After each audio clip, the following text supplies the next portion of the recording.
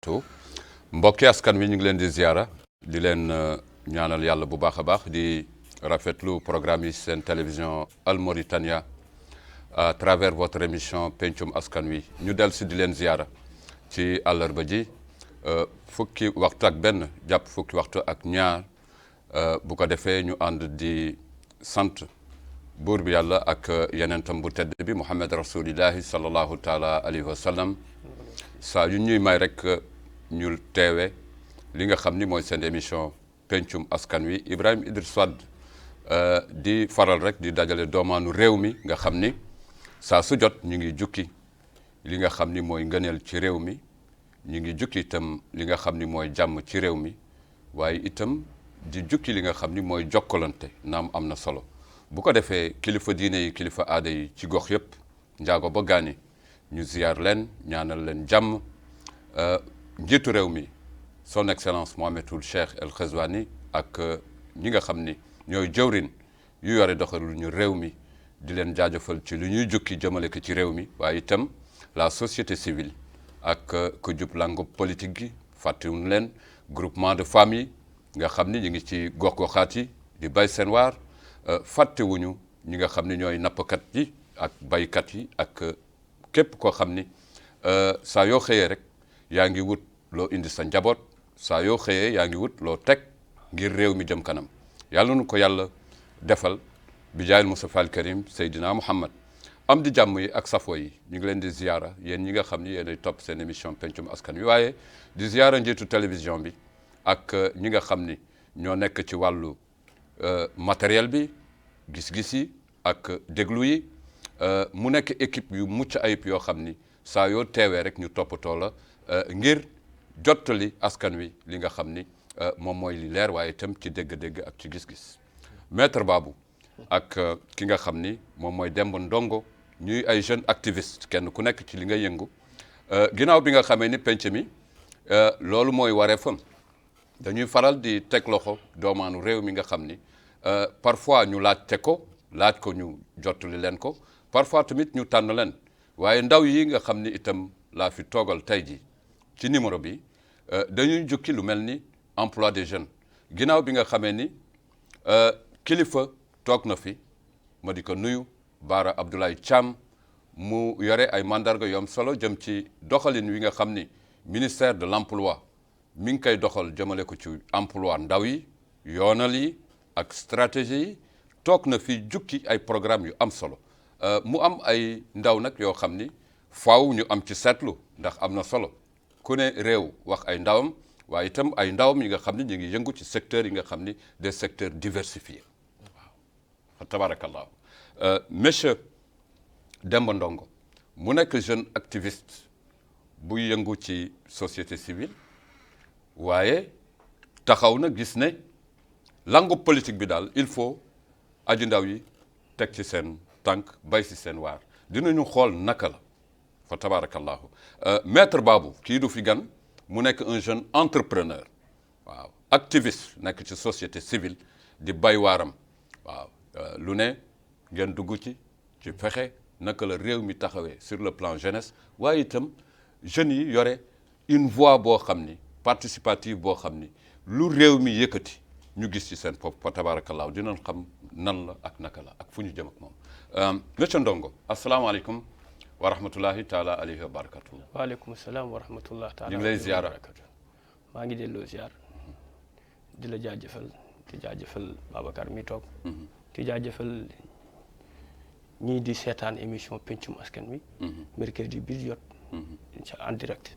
marhaba jërëjëf sant yàlla maître Babou asalaamaaleykum wa rahmatullahi taala alayhi wa barakatuh man maître laa lay wooye non yow tamit boobu wax dëgg fa neexal la wës naa ko nag maître bi wës naa ko trop fa tabarakallah waaleykum salaam wa rahmatullah maa ngi leen di nuyu yéen ñëpp di la nuyu yow di la jaajëfal si invitation bi ñu invité encore di nuyu sama àndu jàmm sama grand frère monsieur Ndongo tamit di nuyu Mauritanie yëpp duñu seetaan tamit incha allah rabbi yàlla nañu yàlla may ñu commencé émission bi si bismillah yeggale ko ak alhamdulilah jërëjëf ndoorteelu émission bi maître Ndongo kenn ku nekk ci yéen ak béréb yi ngeen jóge waaye li lëmbee askan wi dañu jël pàcc yoo xam ni ñu ngi ko jagleel actualité réew mi fan la réew mi toll ak li nga xam ni moom mooy tolof-tolof yu ñuy jànkonteel bokk na ci dab nit mu am lu mu yor as tuut nga indil ko ñaawte gaañ ko nangu li mu yor loolu ndax béréb yi ngeen nekk am na fa bu fa amee seen gis-gis ci fànn woowu ci ñaawteef fu mel noonu réew mi jànkonteeg mbir yu mel noonu ci quartier périphérique boo dem lan moo ci sa xalaat en tant que jeune activiste bu xalaat xuus ci langue politique. Wade merci beaucoup ci question bi ndaxte question bi am na solo trop.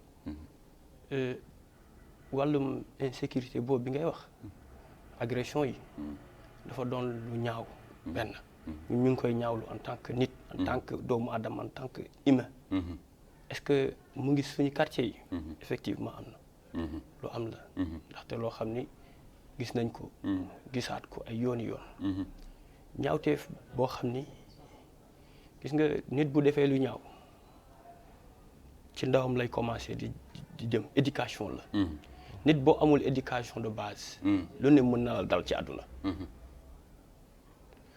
balaa gars yi di ne état bi deful lii kii deful lii insécurité bi fait problème bi au début c'est au niveau des familles yarin wi parce qu'il faut ñu dellu aux fondamentaux il faut que ñu delluwaat aux fondamentaux de l'éducation effectivement bu ma nee aux fondamentaux c'est l'éducation moo tax ndaxte nit ki boo yoree boo juree sa doom jur ko fu ñu ko war a juree yor ko fu ñu ko war a yore def ci moom liñ ca war a def yaakaar naa bu génnee ci biti du agressé kenn du jël alalu kenn ñàkk lay xam njëriñu wante boo juree sa doom yoroo ko fi nga ko war a yore defoo ci moom liñ ci war a def nga bàyyi ko mbedd bi moo koy yer ba ko mbedd mi yeree nag yerin bu bon lay xam nga ni waajur wi yow mii di wax gënoo ko bëgg a njabootam mais fléau yi nga wax manquement yi nga wax ni nit ki xale bi yaroo ko milieu bi nga ko war yare toppatoo woo ko ni nga ko war toppatoo cursusam respecté woo ko en tant que waajur mais pour yow est-ce que mën nañu xam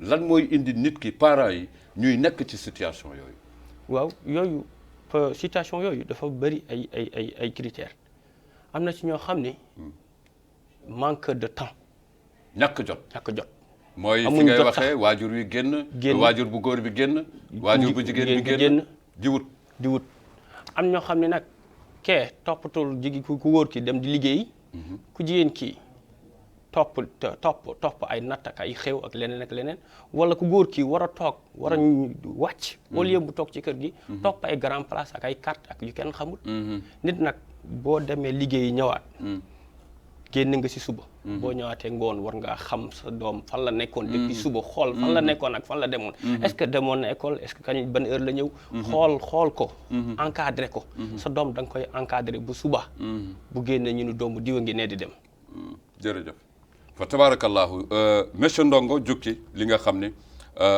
parents yi ci biir kër yi la teg mbir mi ndax ñàkk surveillance ak ñàkk yar xale yi en tout cas ay tout tànk doo leen ko fooge sax ñi ngi ci mbedd yi di def ay ñaawteef waaye nag nguur ak réew ak doxalinu réew gis nañu seede nañu ay jéego yu am solo yi nga xam ne dispositif yu am solo ci wàllu sécurité Wally de Nouakchott ñi nga xam ne ñoo yore wàllu sécurité am ci taxawaay bu am solo ba joxe ay numéro yoo xam ni il faut la participation des populations pour que mode du ñaawteef yooyu mu dal di dañ ci réew mi ndax xamuñu ko maître Babou lan ngay wax ci actualité bu doy waar boobu.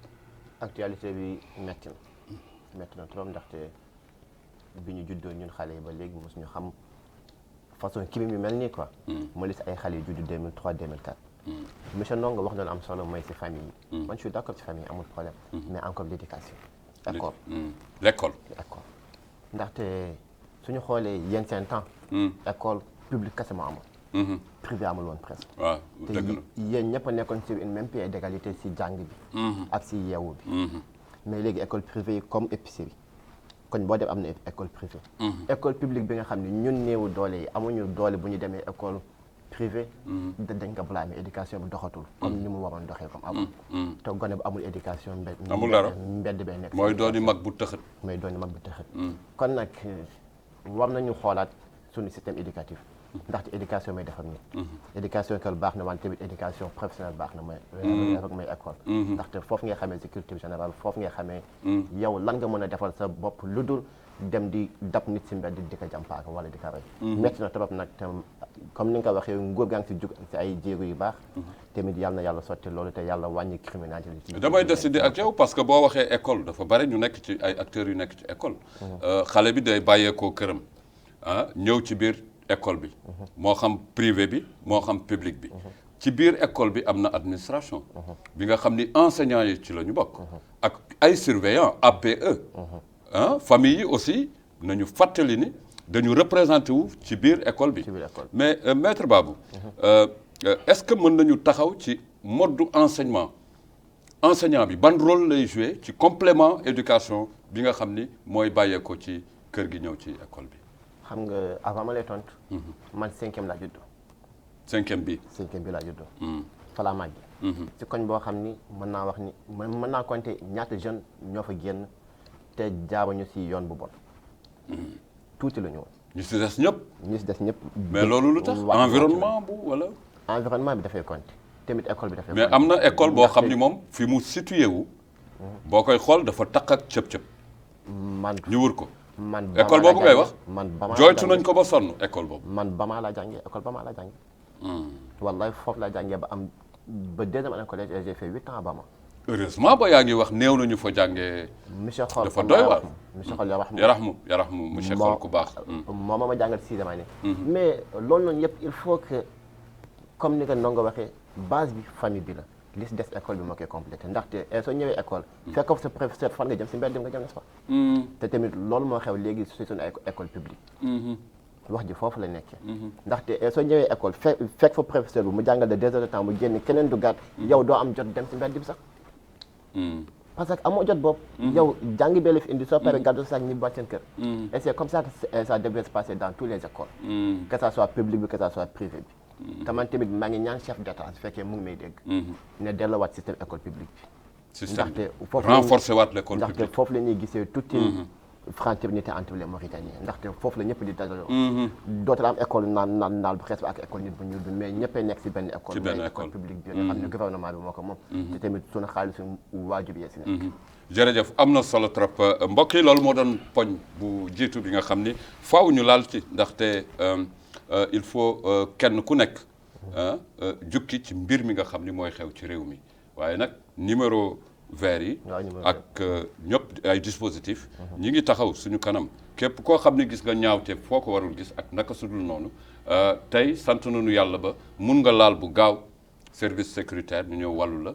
ak faj mbir yi nga xam ni moom la askan wi di jànkonteel dañuy jukki ci ñaareelu xaaj bi nga xam ni dañ ciy dugg ci wàllu Covid Ndongo yow ñàkku nga waaw ñàkku naa benn 2 fois lan moo tax nga ñàkku li tax ma ñàkku ndaxte programme la boo xam ni état bi ko tëral jiitu réew mi ak gouvernement moo ko tëral ministère de la santé surtout ministère de la santé ñooñu ñàkku di jëndi ñàkku feneen di ko dugal ci réew mi di wax population bi nañu ñàkku li tax nag ku la digle càngaay dafa bëgg nga set koo xam ni moom dañ ko teg fii ngir mu doxal réew mi ci lu baax dem jëndi ay fajukaay indi pour ngeen faju ko kay bu dul dara ngeen da ngeen war a faju ba pare ngeen remercier ko moo tax ma dem ñàkku ba pare remercier ko de passage remercier gouvernement bi yëpp surtout nag ministre de la santé looy wax mbokk yi ci ñàkku bi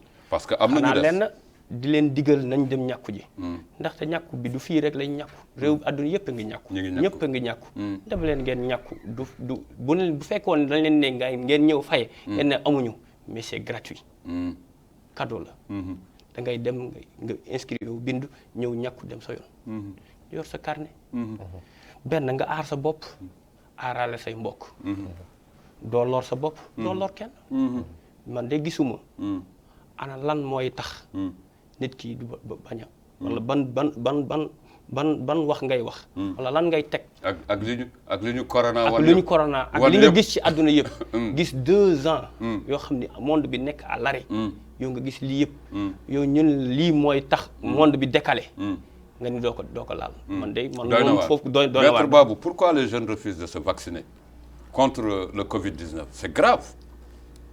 Bon, selon vous, c'est grave ou c'est pas grave le fait de se vacciner? En tout cas, li ñu wax mooy benn mot moo fi nekk mooy na ñëpp dem vacciner wu.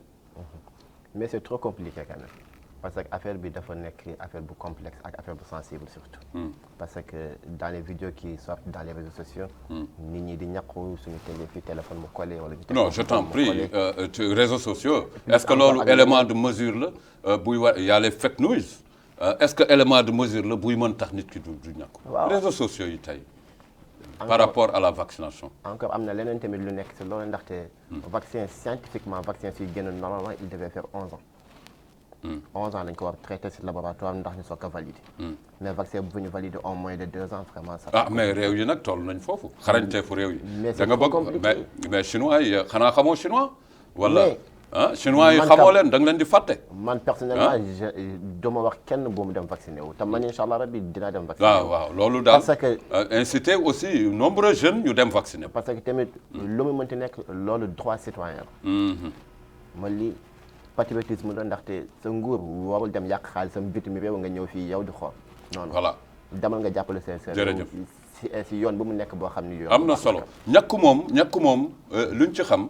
yaa ngi fàttali léegi ñun suñu génération yi.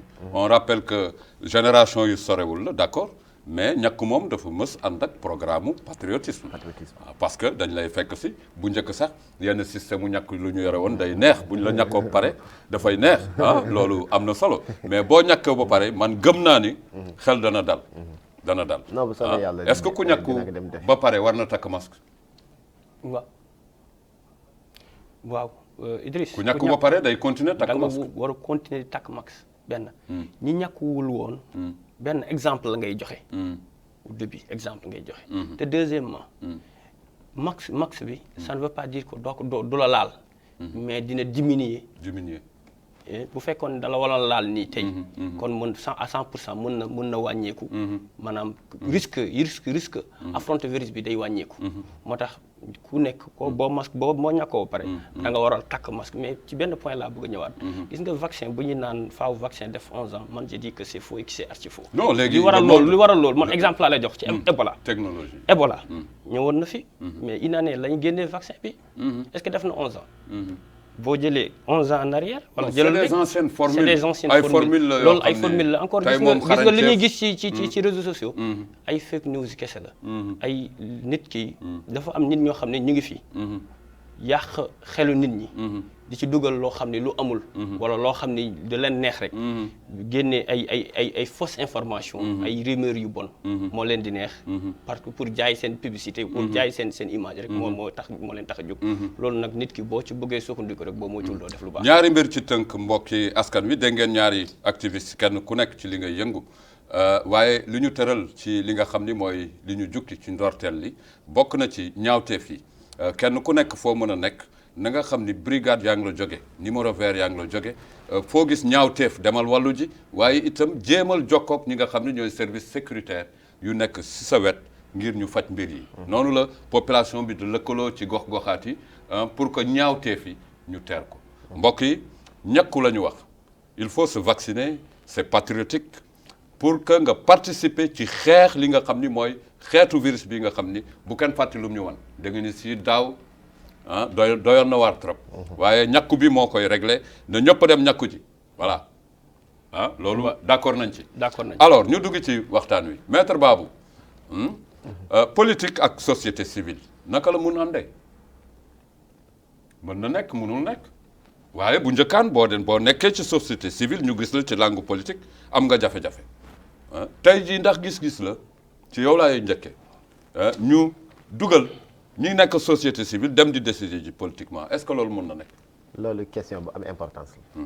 ndaxte ñu bëri dañ koy confondre xam nga nit ki da ngay am feuille de route. adduna bi loolu yu mënti def suba ba ngoon amal ay objectifs yooyu. mooy nga am ay gis-gis. man personnellement moi qui parle j'ai des ambitions politiques.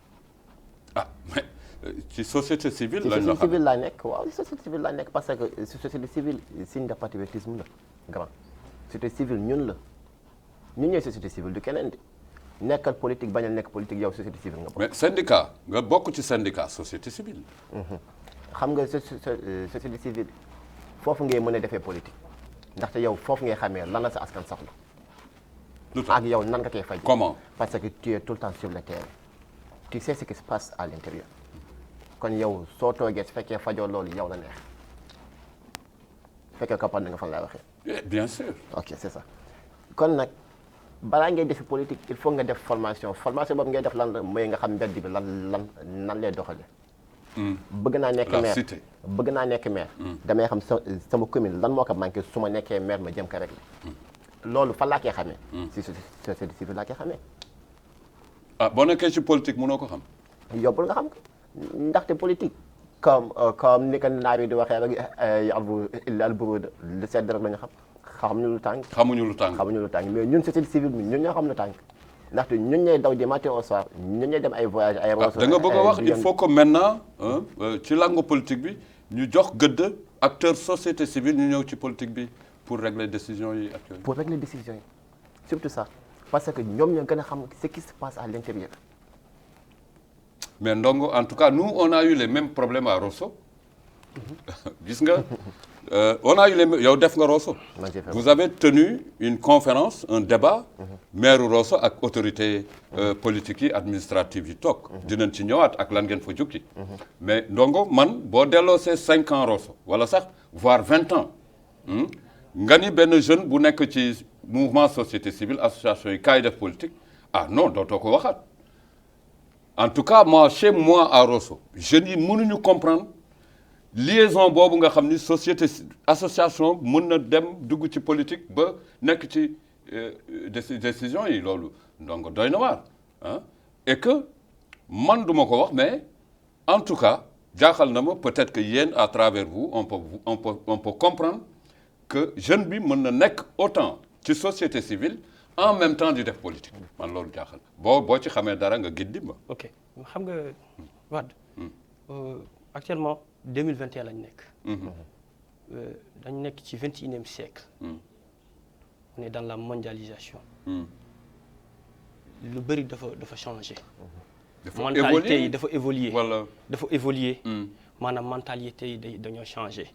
nit ñi nu ñu doon xalaatee démb ak nu ñuy xalaatee tey du wenn. ah oui d'accord. ok léegi démb nu ñu doon xalaatee. ak tey nu ñu xalaatee. nu ñu war xalaatee. nu ñu war xalaatee dafa war a différer. bu nuroo rek ça veut dire que y a pas évolution. y a pas évolution. léegi nag moo tax avant.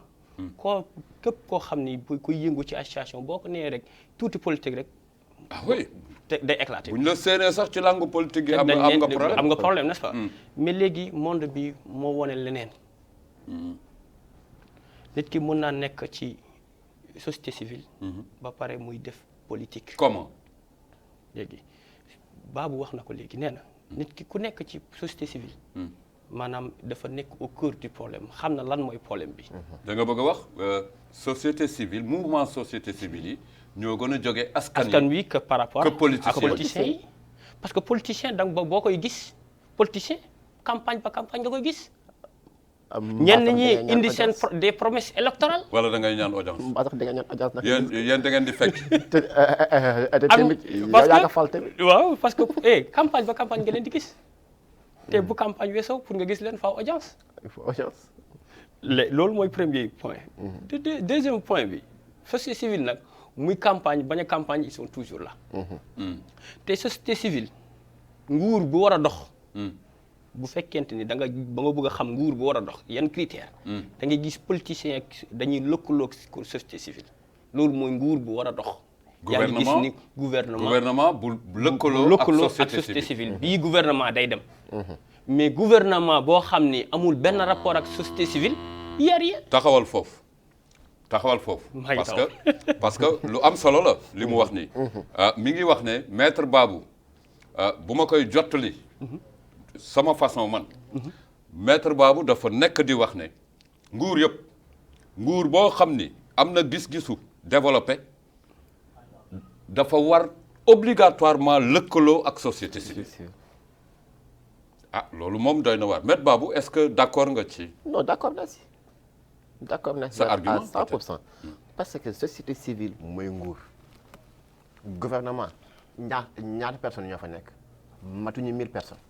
mais société civile ñaata personnes ñoo fa nekk des millions de personnes donc société civile mooy nguur mooy gouvernement ku ñu teg soo toppee seen gannaaw sa tegu dina baax mais soo topp seen gannaaw nag mais tegal ma problème yu société civile mën régler société civile xam nga foofu lañ leen di waxee yéen contexte mais yow tey bala ngay faj mbir nga xam ko nga xam fu mu toll degré de destruction wala ok mais tegal ma ay sujet ay objectifs yi nga xam ni buñ ko transféré état daf koy soxla te dañuy fekk les mêmes problèmes la état am au niveau de nos populations vulnérables au niveau de nos populations vulnérables tey suñ dee xool côté Rosso bi nga dëkk yow man j'ai visité yaa ngi may tooñ tuuti nag xam naa foo jëm man j'ai visité Rosso inondation en tant que Rosso ville bu day na Rosso aussi ak li fa nekk lépp ci terre d'agriculture lu mu représenté la première ville culturelle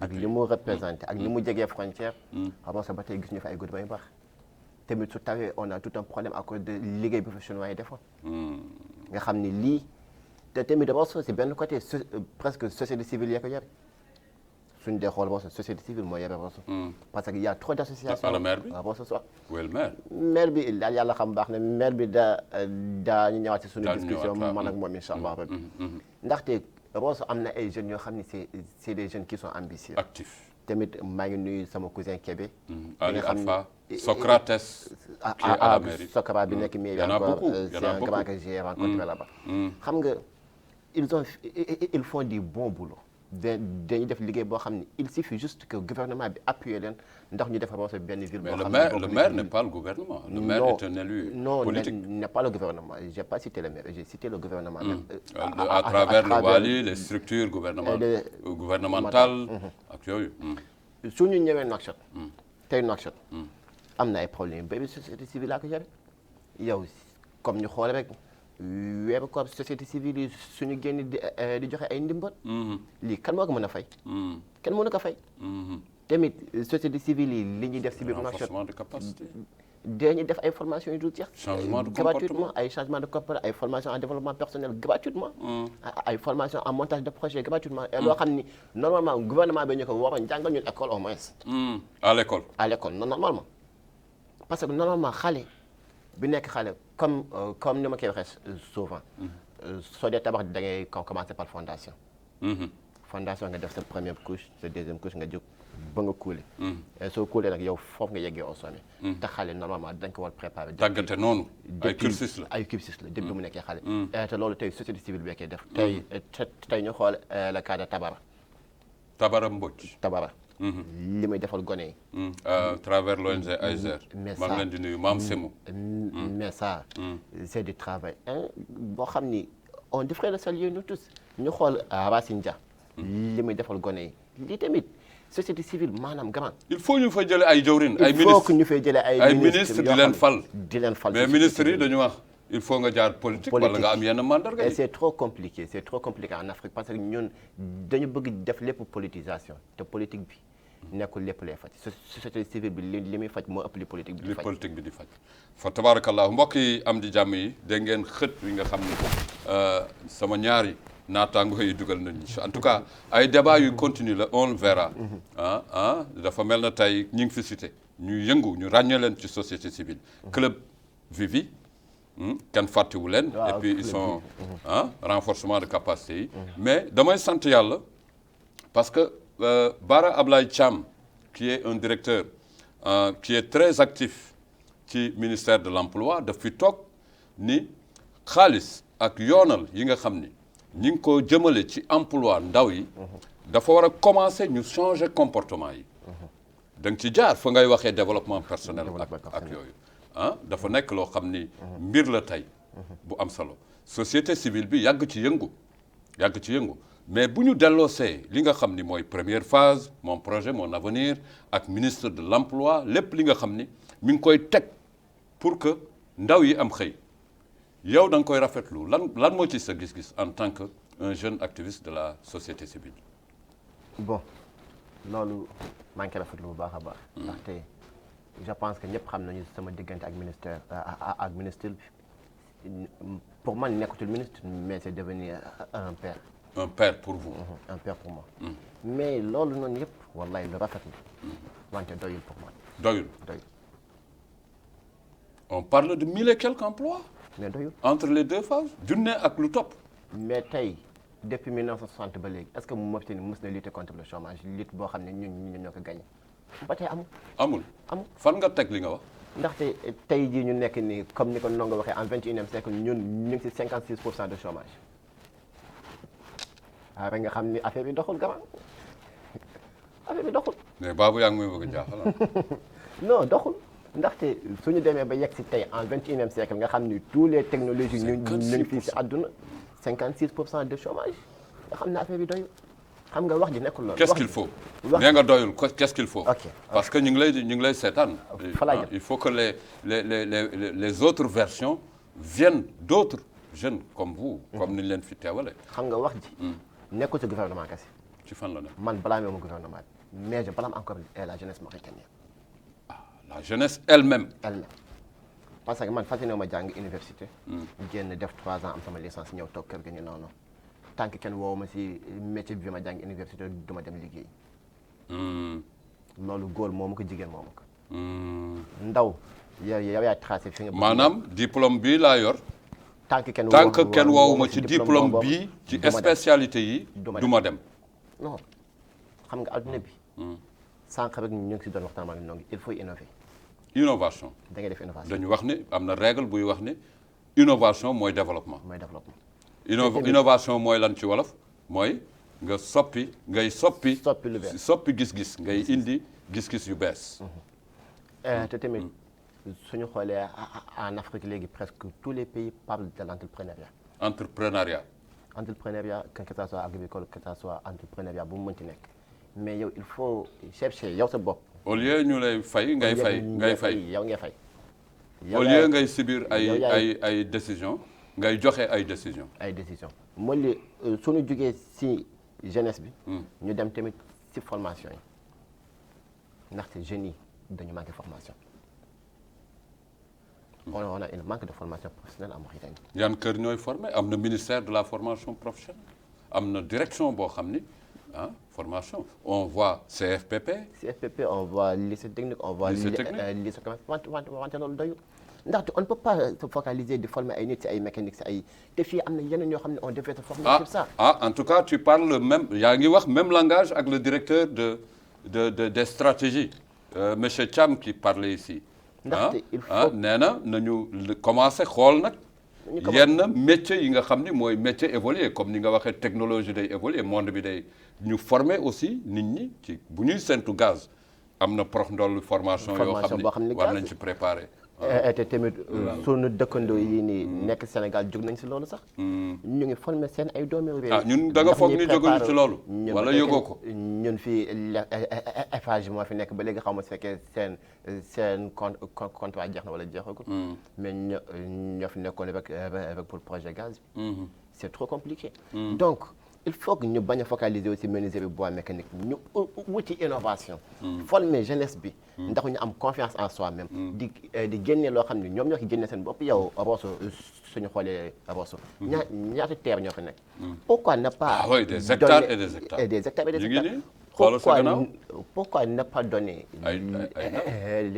les jeunes des formations yoo xam ne dafay wax ci l'agriculture. et des formations yoo xam ne dafay wax ci pêche. et des formations yoo xam ne dafay wax ci loo xam ne ñun ñoo ko moomal suñu bopp. pétrole ak gaz. mais non on se focalise juste sur des formations yoo xam ne professionnelles mécanique menuiserie bois loolu c'est bien beau. wante il faut que ñu yokk. il faut que ñu élargir. ndaxte secteur privé du mës a embaucher nit boo xam ne amul ay compétences. nee na doyul. li ministère bi di def da nga ci d'accord. dama cee d'accord ci benn côté. d'accord naa ci doyul. dañ ko war a yokk. bu ñu nee doyul nag nit kat boo nee doyul rek ça veut dire que soxla nga lu ko ëpp.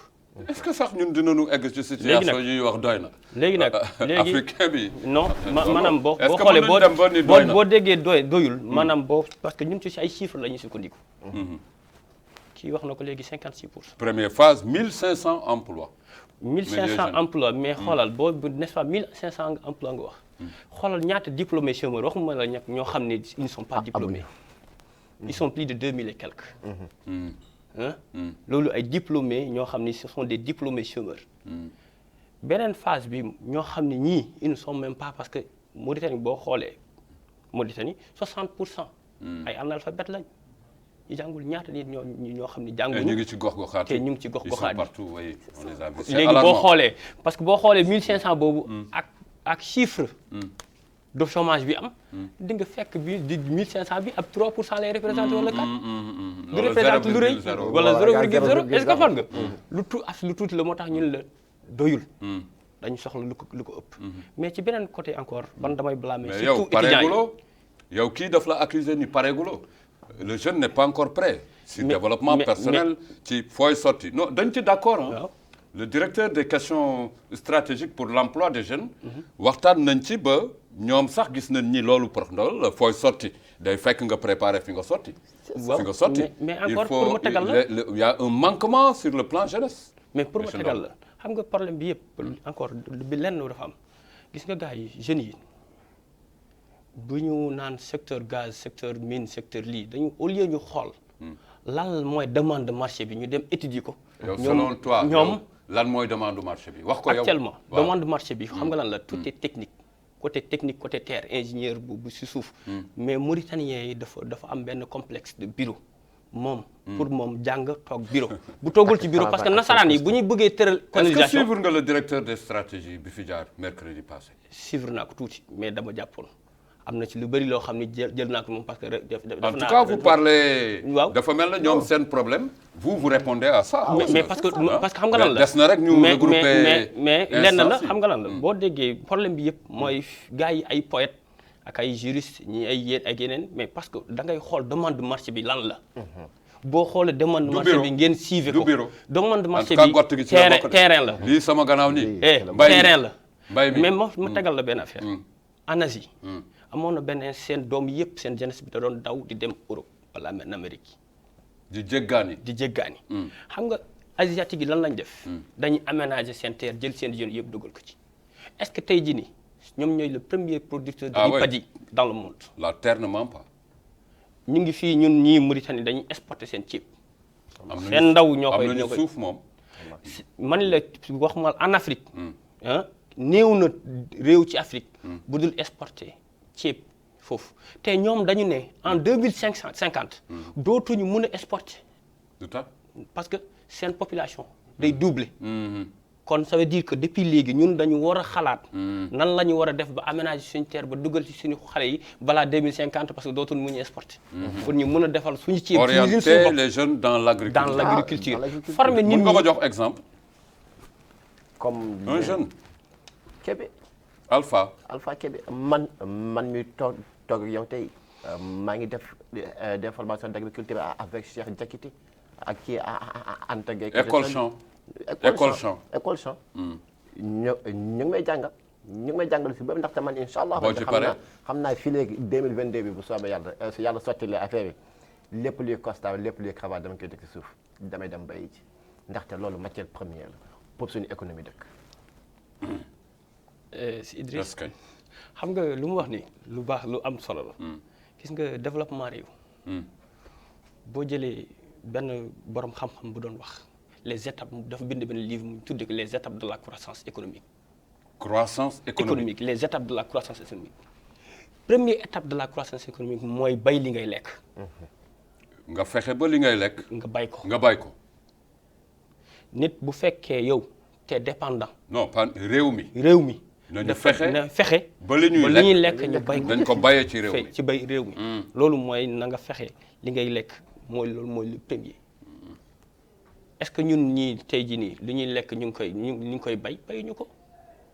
ñu ngi koy jéggaani. dañ koy jéggaani benn ci riz bi deuxièmement ci wàllum les poudres de chair troisièmement ci wàllum légumes ak leneen xam nañu li problème bi amoon temps yële passé bëgguñu ko rappeler parce que marocains yi indiwuñu seen i légumes. oui ci koor gi ci koor gi ewo ñaata kilo mais fan lañ mais est-ce que ñun yoruñu terre boo xam ne mën na cultivable ñun yor nañu 500 kilomètres de côte ma tagal la yor nañu 500 kilomètres de terre arabe 500 kilomètres de terre arabe maanaam yor benn soleil à profusion yor la vallée du fleuve Rosso ba Bakel c'est de l'eau douce ba pare bu ñu jugee ci wàllum ceeb. nañu xool on a 700 kilomètres de côte 750 kilomètres de côte. de côte de côte la plus maanaam encore bokk ci côte yi gën a plus poissonneux dans le monde.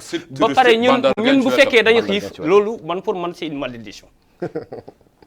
non on n'est pas nekkaguñu ci malédiction. mais ay pexe mais dañu war a indi ay pexe yu leer. non malédiction moom kenn ñaanu ko yàlla. nattu moom kenn ñaanu ko yàlla. nous sommes un pays vraiment engagé. La Mauritanie quand même est un pays engagé et que surtout ñu ubbeeku ci yenn aspect de développement yi nga xam ni wax ngeen ko yéen ñaar ñëpp soppi gis-gis yi. jëm ci wàllu l'évolution du monde am na solo surtout l'agriculture man suñu ceeb laay consommé. suñu ceeb mooy. oui suñu ceeb. bu docteur Soumaré. suñu ceeb bu ñu bàyyee Rosso. laay consommé soxna si du ma bàyyi. dafa koy seede.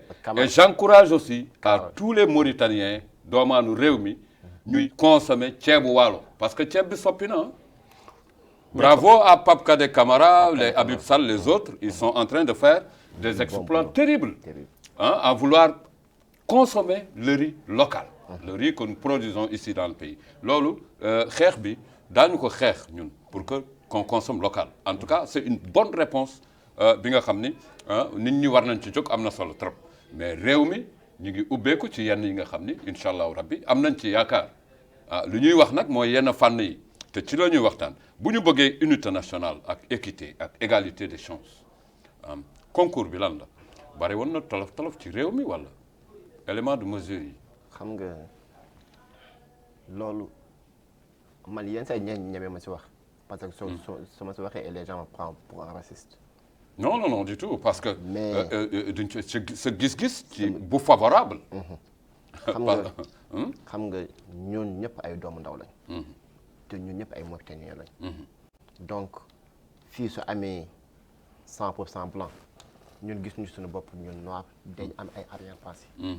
tamit loolu dafa métti si xol ndaxte suñu dee xool du matin au soir tous les concours yi ñi mënta am yëpp suba ba ngoon nekkul par mérite moo la fa dugal mais par bras long au bras te loolu wax dëgg jàng nga programme njiitu réew mi jàng naa programme bi ma li jàng naa ko daal ay guddi laa ko jàng et j'ai compris mais njiitu réew mi kese du moom mooy réew mais bu ñu nee njiitu réew mi ak politique yi nga xam ni jawrin yi politique yi nga xam ni secteurs yi c'est que le problème jiitu réew mi dafay teg plan man leen man si lii laa bëgg ju liggéey woo jawrin yi ni leen lii laa bëgg ngeen liggéey lii laa bëgg ngeen liggéey mais léegi est-ce que jawrin yi respecté nañu loolu waaw wala déet c'est question bi foofu la ndaxte suñu xoolee si Mauritanie ba léegi musul am président bu toogagum même pas 3 ans mu changé 2 fois gouvernement musul am ça veut dire que jawriñ boobu nekk foofu benn ils ne sont pas compétents wala ils ne veulent pas faire li leen njiitu réew mi wax ñu def ndaxte tey suñu toogee ba tey chaque fois on voit les mêmes discriminations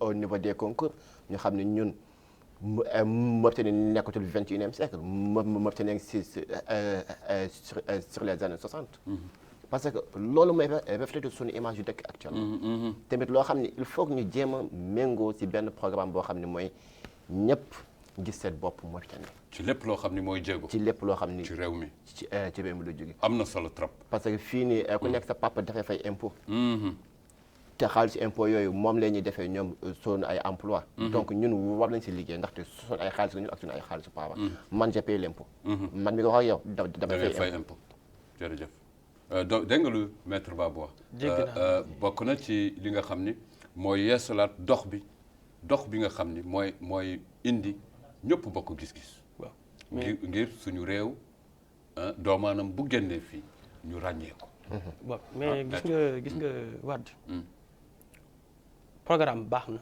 bind programme baax na mais appliquer programme moo jafe boo jëlee 1960 ba tey jii nii chaque année chaque gouvernement bu ñëw day bind benn programme bàyyi ay discours les beaux discours ne fait pas un pays il faut que ñu koy appliquer dañ koy appliquer li ñuy wax kese lu ñuy junj waaw nga koy gis ci citoyen nga koy gis ci citoyen bind programme bu rafet boo xam ni bu duggee ci nopp rek toog fa yomb na amul benn président je défie quiconque amul benn président bu bindil benn programme bu normal boo xam ni bu toogee sa xel rek toog boo ko dégloo rek mu toog sa xel mais problème bi yëpp suivi bi la suivi de programme. Un problème de suivi. Nous avons un problème de suivi et exécution. et exécution. léegi nag. Exécution loolu et suivi. et suivi. léegi bu loolu weesoo. gis nga Mauritanie. problème yi ñuy daw nii problème agriculture jeunesse bi tout. dafa am benn point bu ñu ko réglé wul. loolu yii yëpp di réglé. bu leen sonal. gis nga mooy problème unité nationale ak égalité bi l'égalité des chances. en tant que réglé wuñ ko. bien vrai que dañu nekk ci PPTE pays pauvres très endettés mais loolu lépp pour ñu jóge ci pays pauvres très endettés dem ci émergence ba dem ci développement. faaw ñu ñëw ci point bi faaw ñu toog waxtaane ñëpp dawandoo. gis nga problème boobu. mais nag xam nga ñaari buntu la. waaw may ma tuuti xam nga ñaari buntu la. il faut que aussi nit ñi waxtaan ci loolu comprendre ko. loolu nag société civile non ñaari buntu la. benn buntu bi amaguñu dara ñu war jogandoo. xam nga boo amee une vision da ngay am trajet. da ngay même chronométré dañ lay laaj ci ban diir ma gis ni benn buntu bu jiitu bi il faut amaguñu dara mais dañuy doxandoo gis nga de beneen buntu bi mooy am nañu dara dañu war jëfandikoo lu ñu amandoo ñun. xam nga c'est une marche boo xam ni toute la République dañ ciy dox ñu méngoo ci. mais loolu nga mais est-ce que loolu mën na nekk ci réew mi ak comment. pour man mën na nekk. xam nga faaw ñu toog waxtaan lépp ci waxtaan la. leneen faju ko lu dul waxtaan. Afrique du Sud. waxtaan na ko. baaxal waxtaan moo tax mu dox. Rwanda tey. waxtaan na ko tax. bien vrai que ci ay problème lañ jóge. ci ay problème ethnique. ci ay problème yu kenn xamul. li xew Rwanda. c'est benn désastre la. li xew Afrique du Sud mais dañu toog ñoom ñëpp toogandoo. gis nga le problème de la Mauritanie mooy l'amour de la patrie. c'est citoyen li ngay wax ni. ça incombe aux citoyens. parce que l'amour de la patrie. dañu am amour de la patrie le premier. ba pare nit ak ku mu mënta doon ñu toog waxtaan ñu jëf ju bon baalu ñu leen jëf ñu baal leen. mooy faaw Mauritaniens yi am ñaari mbir.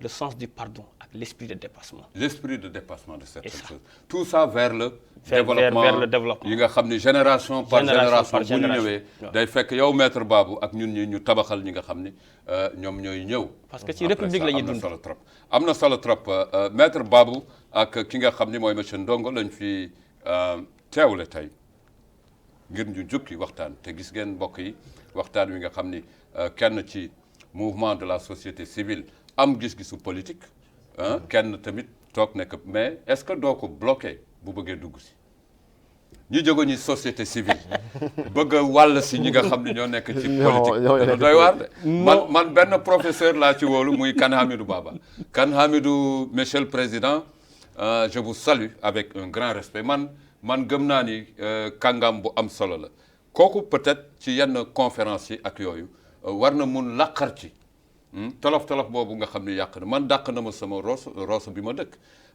implanter une association ne leen gis ngeen politiciens yi nga xam ne ñoom la ñuy accuser toujours c'est parce que vous êtes restés dans les associations de mouvement dans les mouvements de la société civile bañ def politique moo tax mënu leen accéder ci instant de décision yi il faut ngeen alterner association yi ak décision politique yi mooy ngeen fekki boo bëggee daan politicien bi nga xam ni moo la nasaxal ay at da nga koy fekk ci langam moom pour nga daan ko.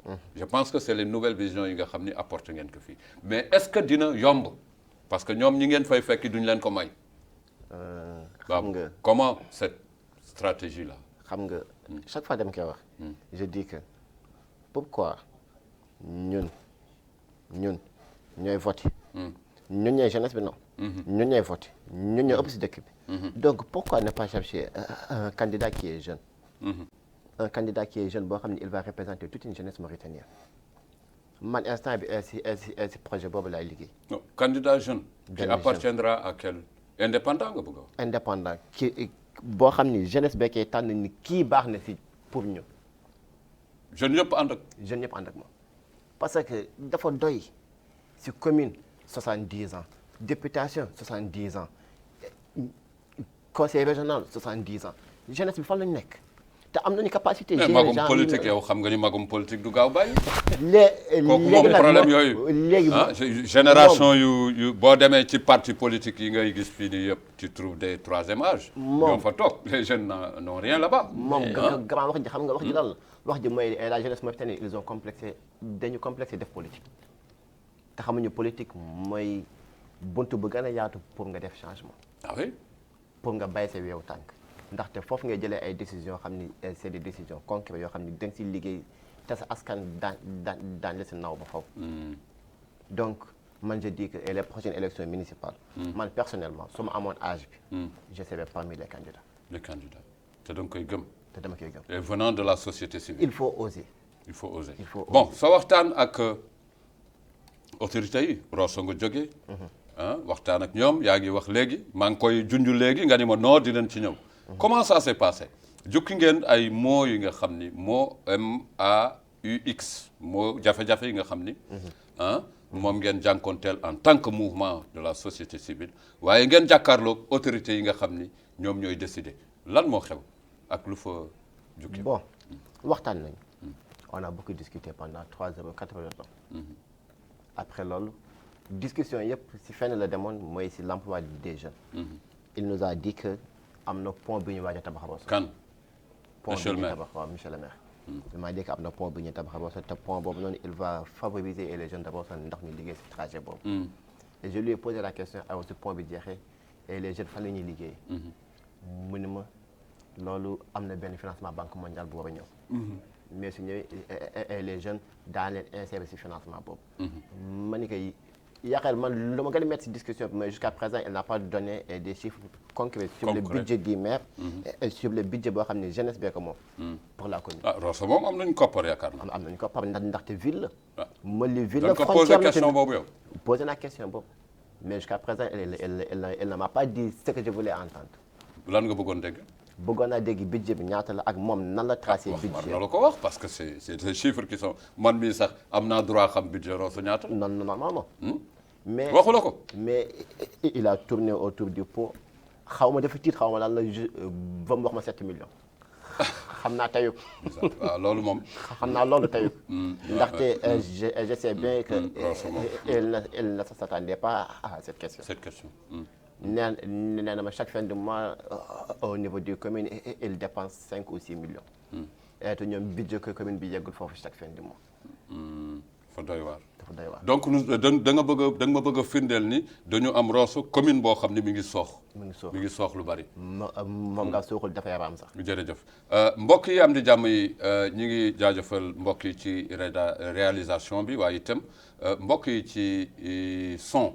nga xam ni ñooy tax ngeen dégg di leen ziyaara bu baax a baax am di jàmm yi dañu nekk suñu émission pencum askan wi ci njeextal li ñaari doomu aadama yi di ay activistes kenn ki di yëngu ci wàllu politique waaye itam kenn nekk ci mouvement société civile ñu gis ne ndaw réew mi war nañu commencer ci di jukkeeku ci société civile di wàll acteurs politiques yi ci langue politique yi loolu mu nekk noo xam ni suñu prochaine édition xëy na ay kàngam dinañ ci toog pour wax ñu naka loolu mën a nekkee waaye itam yàgg na faagaagal yi nga xam ni mooy développement communes yi ak yenn localités yi ndaw yi toog ne du ñu def politique politiciens yi di décider décisions yi di leen fekk si du leen neex loolu defe naa ni il faudrait que loolu ngeen xalaat ba gis ni war na mun a nekk yàlla nañ ci yàlla yóbbu bi jaayil Mustafa al Karim Seydina Muhammad ñuy fexe rek ba lépp loo xam ne ñu ngi koy jukki muy bàyyeekoo ci doomaani réew mi fu ñu mënti nekk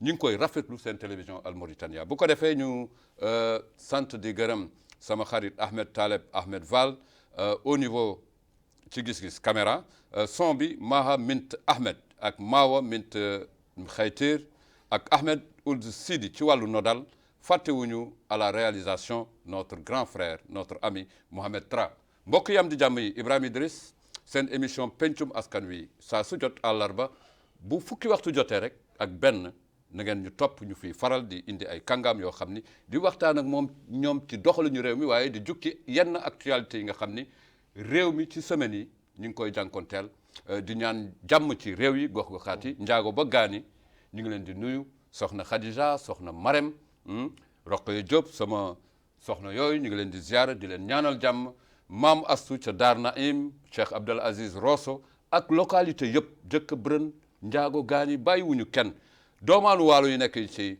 région yi ñu ngi leen di jaajëfal dolli leen góorgóorlu rek incha allahu rabbi ñi ngi jëm ci réew moo xam ni ànd bokk ndeeg bay égalité des chances gis-gis yi ndaw yi taxaw nag ngir dékku li nga xam ni mooy ngëneel yi ñëw yàlla nañ ci buur bi yàlla yóbbu bi jaayil Mustafa al Karim Seydina Muhammad ñi ngi rafetlu mbokk yi seen teewaay si programme télévision Al Mauritania yàlla na ngeen scotché wu foofu ndax c'est la télé leader mbokk yi am di jàmm yi Ibrahima Idriss Wade jox leen dig daje incha allah àllarba bii di ñëw bu weesoo yeneen programme yi ci wàllu deuxième chaîne ñu ngi leen di ziara moo di Wali di leen nuyu ak mbokk yi nga xam ni ñu ngi autour de la société civile mais tout à fait là-dedans aussi pour jukki doxalinu réew mi di ci participer asalaamaaleykum wa rahmatullahi taala alayhi wa barakatuhu seen émission pencum askan wi jox leen daje àllarba bii di ñëw incha allah même heure même fréquence fa tabarakallahu di leen ñaanal jàmm alhamdulillahi rabbil alamin